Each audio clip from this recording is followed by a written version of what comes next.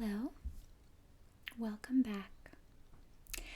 I have decided to create a series called Psych Chats. This is a series of videos that I will be conducting on my channel that regard various topics of psychology. Some of the topics will be quite common, like something like anxiety, or depression, or stress management, or relationships. However, some topics will be a little bit more tailored to specific things. For example, today we're going to be talking about attachment styles in adults and how that influences how we relate in our relational world. Tied into that concept of attachment styles is the idea of parenting styles. Now, I will be discussing and covering 4 different types of parenting styles that we know exist. As with all of these videos or any future videos that I put out regarding content such as this, that is directly linked to my profession, I want to do a very big disclaimer that this is in no way a substitute for therapy. And please know that when I give you any information, it is always with the idea that not one size fits all, that many things exist on a spectrum. And I want to encourage you to be careful not to overanalyze yourself or others in your life. When we talk about this information, it's just interesting. Its purpose is to stimulate critical thinking and analytical thinking. Its purpose is to reflect or to prompt us to reflect on our own ways of living, ways that may or may not be helpful at this stage in our lives. Okay, so please know that with all of this, it is not a one-size-fits-all. And also, most importantly, these concepts are very generalized. They do not take into account cultural background differences, ethnicity background, socioeconomic status backgrounds, your origin of where your family is from, or the country in which you live. Okay, so with that being said, I have created several pieces of notes here. So in this chat for today, we're going to be talking about the adult attachment styles and parenting styles. So let's begin. Let's begin by talking about some very basic premises of attachment styles. There are many famous researchers and theorists in this field of attachment. Some of them I could mention, others you can look up on your own. There is an idea that a child has a certain way of attaching to their caregiver, and there are different styles. In this video, I am not talking about the way in which a child is attached. I am speaking directly to adult attachment styles, okay? Now, they definitely are intertwined, but the language changes just a little bit when we're talking about how we approach relationships as an adult versus how we approach our caregiver as a child. There's different terminology. So there is a whole area of attachment in childhood. Then we have attachment in adulthood, which is directly linked with how we attached to our caregiver in childhood. And all of this attachment circles back to the idea of how we were parented. And this will segue into the 4 different types of parenting style and what type of child is an outcome of that type of parenting style. So I will begin by discussing the first type of attachment style. Now, Secure attachment is style number 1. Many of us are of secure attachment. This is the most adaptive and helpful and you might want to say healthy way of being as an adult. People who have a secure attachment usually have close relationships, and they can talk about fond childhood memories without feeling the need to be defensive or denying of anything they experienced as a child. They received a safe base and a safe haven from a caregiver. They can discuss relationships clearly and openly. These people as adults tend to be flexible and reflective regarding their childhood and the way they approach relationships. If there are negative childhood experiences, they are not denied or repressed, like I said. These children, so contrary to what a lot of people think, and a lot of this language is coming up this day and age. You hear a lot of older generations feeling like millennials or other generations such as myself that we have been overindulged, that we have been overly parented or overly protected. So that's sort of not a really valid argument with a secure child. So these children, or excuse me, with a secure adult, these adults were not overindulged or overly protected. These adults usually find trustworthy relationships and social supports, and they're able to avoid or terminate the maladaptive relationships should they occur in their life. For example, a young lady with a secure attachment, if she starts dating somebody who is very explosive or angry or not trustworthy, this young lady would reflect on how this is not good for her and would make a healthy decision regarding that relationship. When these secure adults are distressed, these individuals do not tend to avoid relationships or their emotional needs. In fact, they seek help when needed, and they are able to identify their emotional needs and how they are feeling. They seek out help without being overly dependent or overly demanding or overly needy. Okay? So many of us can fluctuate between these different types of styles, and I'm going to touch on that a little bit more once I go through the rest of them. Now, the second attachment style in adulthood is called dismissive, okay? Now, this one is pretty common as well. Individuals who have a dismissive attachment style use a deactivating strategy, okay? Deactivating. As children, their caregivers consistently ignored them or neglected their needs and withdrew when the child showed any distress. They readily categorize people as potentially harmful or hostile, weak or unreliable, intrusive or demanding, and controlling, because year after year, that is what their caregivers were like. They believe that seeking others is futile, and it reflects personal weakness to approach others for help or with their needs. These individuals, people with dismissive style, they tend to expect rejection and have learned to modulate their distress by ignoring it and not even recognizing it, okay? They inflate their sense of self-esteem and their competence unrealistically in response to a threat. Okay, so they're a little bit they just exaggerate their confidence or competence and their self-esteem when they're feeling threatened. So you can really notice some struggles with their ego strength in that way. Okay, now the third type of adult attachment style is called preoccupied, a preoccupied attachment style.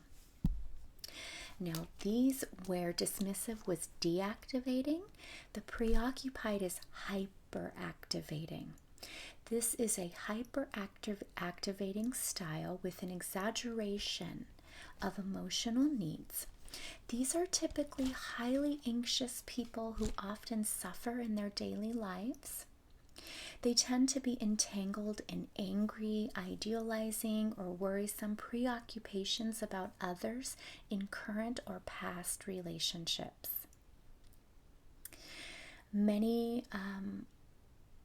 Here's a little interesting fact about people with a very extremely preoccupied attachment style.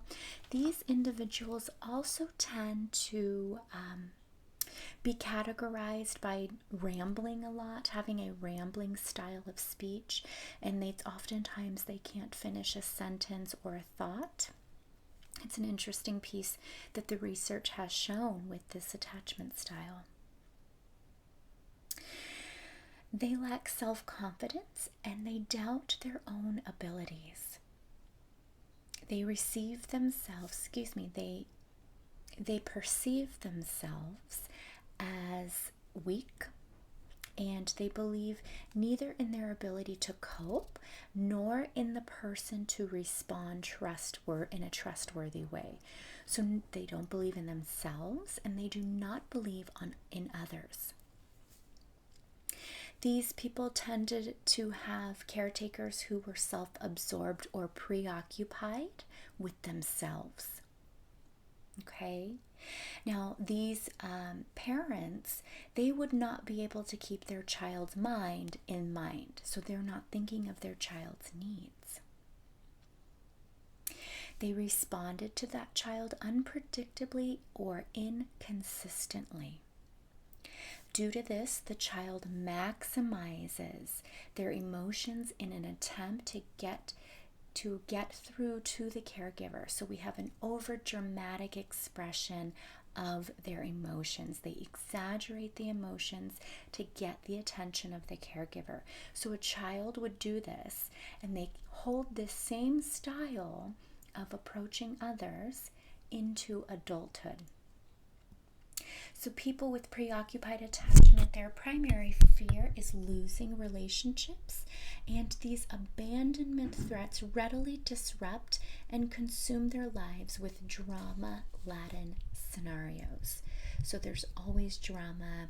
It's very exaggerative, very dramatic, and these individuals have a hard time letting go of relationships, particularly romantic or close friendship, and they will often ruminate or constantly be thinking about past relationships or their current interests as well. And the final style, the fourth and final style of adult attachment is labeled fearful attachment style.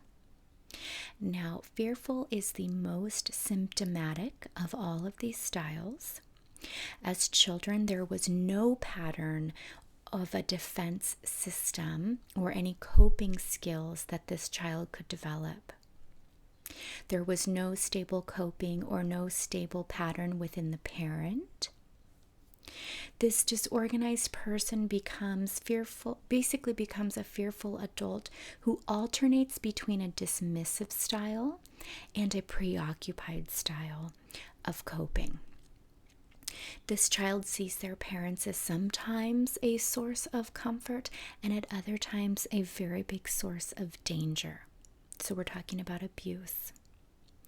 This type is similar to characteristics that we see in borderline personality disorder, and many individuals who are characterized by a fearful attachment style, these people oftentimes have something like PTSD. They may act out criminally, so we often see them engaging in delinquent behavior. They might be in and out of the justice system. We often find that they also abuse substances and have no way of regulating, okay? Now, a little note about these attachment styles. No one is just one type all the time in their life. And all of these styles exist on a spectrum, Okay, so if we're talking about a secure spectrum, we could either be super, super secure or somewhere in the middle or somewhere on, not so secure. We can fluctuate at different times in our lives. Different types of relationships may evoke different types of responses within ourselves. So that is the main 4 styles of attachment that I wanted to share with you. Let me know what style you think you are.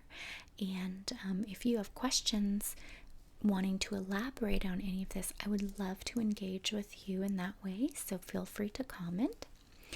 Now, we cannot talk about attachment styles unless we talk about parenting styles. Now, for those of you who have small children or are pregnant and expecting, please do not worry. I think that we are saturated in a culture where mothers in particular are incredibly self-judgmental. With the rise of media and the internet access, so many mothers and women expecting are constantly judging their choices and their decisions, and that is one thing I have no tolerance for, meaning if another mother is judging another mother, I will not engage, and I'm not a mother. So anyway, I just think that most women innately know what's best for them and their child, and they choose based on their needs, period. That being said, I don't want you to feel categorized in any of these or shame if you have fluctuated between any of them. These are general concepts, again noting that these are not applicable perhaps across all cultures or worldwide. What we are talking about here are very Western concepts. Okay. So the first style of parenting, now this is what we might say, this one is the most common. Believe it or not, this style is the most common. Just a second. Okay, the first style is called Authoritarian, okay? Authoritarian parenting style. This is the most common but ineffective way of parenting. This is described as being overly controlling and punitive, so very focused on punishment. So we have high control and low affection between caregiver and child. Parental rules are clear, and consequences for violating are consistently enforced. We know that consistency is very important in parenting. However, in this style, we're talking a really extreme. These parents are demanding and have very high expectations for the child to behave responsible and mature despite their age. However, they rarely engage in mutual, respectful communication that involves explanation of the rules. So it's important for all households to have rules. Of course it is. In this example of this type of parenting, they don't explain. They don't believe that the child is important enough to understand, to be spoken to that way, to basically collaborate with. They are the parent, and that is the child.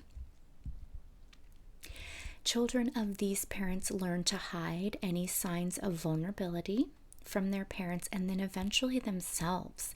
So these individuals might oftentimes have a difficult time being intimate in their romantic relationships, meaning they might have a difficult time expressing their feelings, really getting deeper, falling in love, and expressing the range of emotions that come with that. These people these children will often find quite success in school and in their career, but they will always keep people at a distance. They internalize anger, and they have a hard time coping with frustration. So these individuals might have a hard time coping with the frustration that life naturally brings our way from time to time, which means that these individuals might be more prone to anger outbursts that seem sort of out of place or out of the ordinary, or maybe perhaps They seem to be like the anger outburst is disproportionate to what the trigger is, so it might seem over the top in some ways. Okay? And many of these children, so children who were parented with an authoritarian style, end up having a dismissive attachment style as an adult. Now remember, dismissive that we talked about, where basically they dismiss their own needs and feelings. Okay. So overall, authoritarian style of parenting it's too rigid. Okay, it's too rigid, and this is important. It's not just that it's too rigid and it lacks empathy. Okay, that is a huge, huge piece. The second parenting style is called permissive parenting style. These individuals, now we're sort of talking about the other end of the spectrum here from authoritarian, is permissive, is the other end of the spectrum. Permissive parents are often very warm, very nurturing, very communicative. However, they do not place appropriate expectations for mature or independent behavior in their children. So they're very close. Sometimes we often call these parents as our best friends, or oftentimes adults might describe growing up in a permissive household as, oh, well, we were just all siblings living under the one roof, versus, no, this was my parent, this was the caregiver, and I was the child. They are overly indulgent and they do not set rules. If they do set rules, they often fail to follow through with them and enforce them consistently. So the children with permissive style of parenting often make their own decisions and receive too little age-appropriate guidance. Okay, so essentially too much power is given to the child. And we know developmentally, many children do not possess the capacity to make the right decision. That is, being a child, their brain is not fully developed. So they're given that power, but they're not given any guidance. Now the balance is too much in the child's side, and it is not conducive to raising an independent and thoughtful child who can self-motivate and so forth. These children learn that they do not have to obey the parent because the parent will not enforce. These children struggle to build skills or internalize the discipline necessary to succeed on their own. These children are often viewed as self-centered, dependent, and demanding. So, an example of this might be if you knew somebody whose parents were the cool parents, and you could go over there and do whatever you wanted, and the parents sometimes did it with you. I'd like to know where that child is now. Now, again, this is not one size fits all. Oftentimes you will find that those children of those parents are always at different jobs. They're dead-end jobs. They don't know what they want. They're indecisive. They're sort of entitled as to what they should be getting. They struggle to stay financially afloat on themselves. They may or may not still live at home or move back home. And you might find some enmeshment sometimes between mother and daughter, or father and son, or vice versa. And enmeshment means that there's no boundaries between the individuals.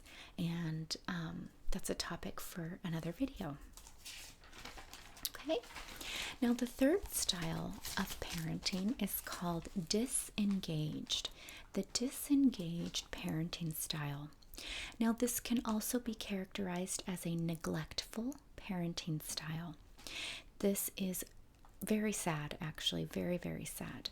And this is a parent who has little involvement in their role as a caretaker, and they engage in inconsistent and erratic discipline. These are often parents who are wrapped up in their own drug or alcohol abuse. The child tends to be uncooperative, has problems with authority, usually these children are unsupervised and unwanted. And this child is at risk themselves for drug use, early sexual involvement, and general delinquency.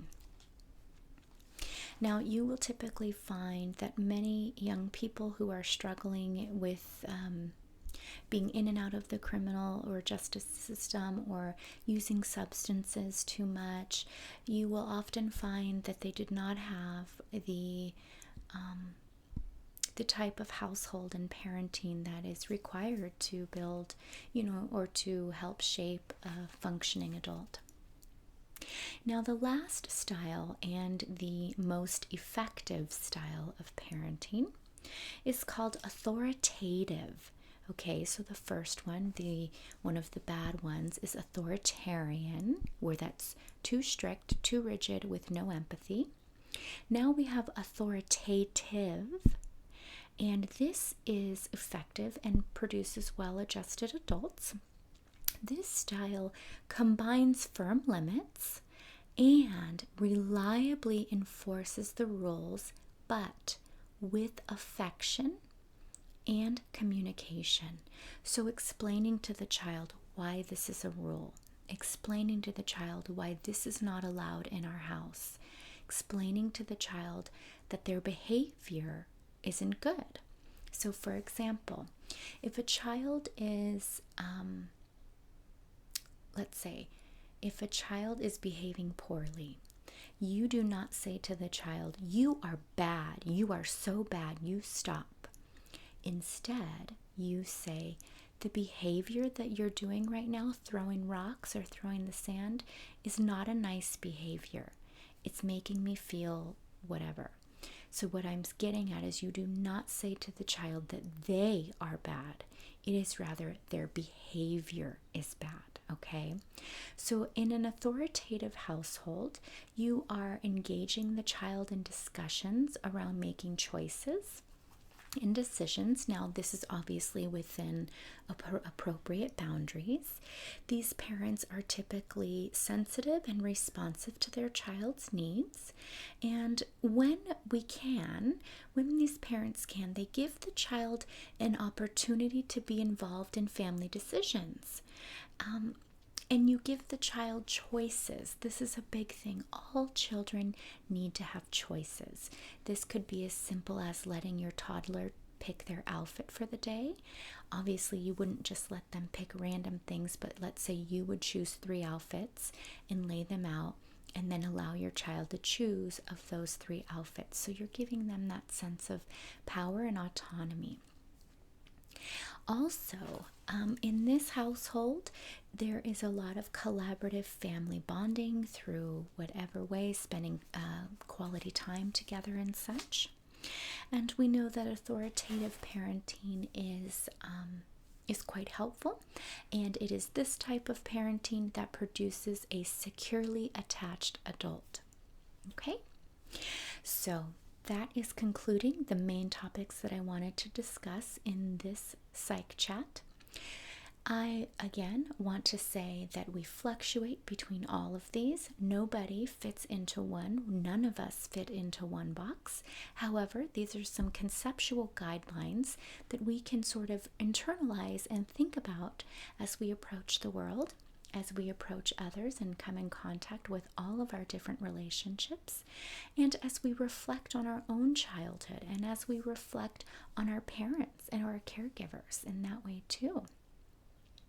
So I would love to know what this discussion has brought up for you, what your thoughts are, and most of all, I would like to know if you enjoy this concept of psych chats and what topics do you want to discuss.